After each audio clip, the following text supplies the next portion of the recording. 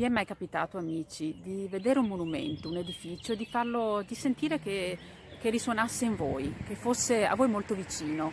Alle mie spalle c'è Villa Morosini Cappello, siamo alla fine del 1500 e il progetto è di Francesco Zamberlan, almeno così si dice, è a lui attribuita, allievo di Andrea Palladio. Quindi è una delle ville sicuramente del nostro ricco patrimonio veneto, non tra le ville più note, perché non è una delle ville frequentate abitualmente dai nostri turisti, però a me ha sempre colpito e studiandola nel tempo ho compreso il perché al suo interno, nella sua architettura, ci sono i numeri che rappresentano la mia nascita. Quindi ancora una volta nella nostra sezione occulto o comunque qualcosa che ha a che fare con l'esoterico, nonostante l'architetto probabilmente qui non abbia avuto nessuna intenzione di far risuonare quei numeri, io li ritrovo, li risento e quindi così voglio narrarla in questo senso.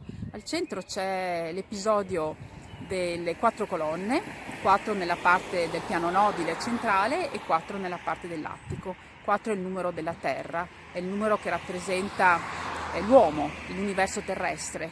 4 sono le stagioni, 4 sono gli elementi, 4 i lati del quadrato, 4 sono i grandi profeti e 4 sono gli evangelisti. Per esempio, giusto per citare alcune delle informazioni più note legate al numero 4. L'altro numero lo troviamo ai lati, simmetrico, sono 9 e 9 colonne. Il numero 9 è un altro numero che mi appartiene e quindi è un numero che è legato invece a qualcosa che trascende la realtà, è un numero legato alla divinità perché si ottiene dalla moltiplicazione 2 volte del 3, 3 per 3, e anche Dante lo colloca come numero magico nella Divina Commedia, come un numero divino più che magico. E tant'è vero che Beatrice è associata al numero 9 e il nono a 9 anni si incontrarono per la prima volta e si rincontrarono 9 anni dopo e il primo saluto che Beatrice diede a Dante fu alle ore 9 di quel giorno, quindi un numero che ritorna moltissimo. E come vi dicevo sono i miei numeri, sono i numeri della mia data di nascita. Io so che molte persone dicono che sia necessario sommare tutti i numeri della data per avere l'influenza e capire quale sia il numero che ci influenzerà nella vita.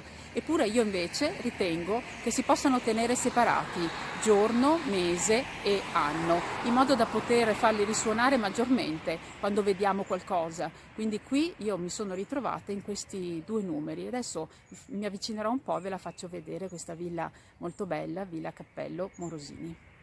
Oggi Villa Morosini Cappello è la sede del comune di Cartigliano e questa è la facciata che guarda verso la strada, poi ce n'è una nel retro, pressoché uguale, simmetrica. In realtà la villa, come vi dicevo, nasce alla fine del 1500, ma pare già su preesistenze, su edifici che preesistevano. Quindi ai lati si sviluppano le barchesse, spero le vediate perché oggi la giornata non è proprio limpidissima. Torniamo sulla villa dove si manifestano questi numeri di cui vi ho parlato prima e questa è l'altra barchessa in questo bellissimo spazio verde davanti e con questo corpo centrale che ricorda altre nostre ville venete, forse come vi ho detto più note di maggior rilievo, eppure a me questa è sempre piaciuta moltissimo per come è strutturata e anche per la sua linearità.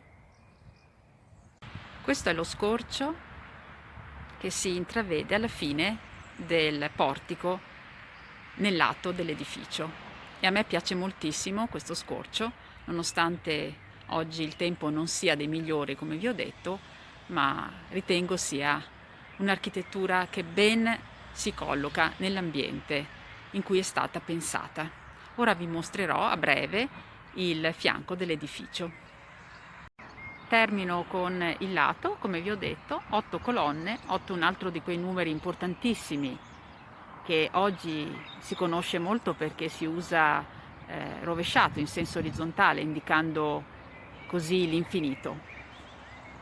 Se siete appassionati come me di numeri, soprattutto numeri applicati all'architettura e alla storia dell'arte in generale, seguitemi in questa mia sezione, contattatemi se avete anche delle richieste per sapere come si può cercare di collocare la propria data di nascita in un contesto armonico di numeri.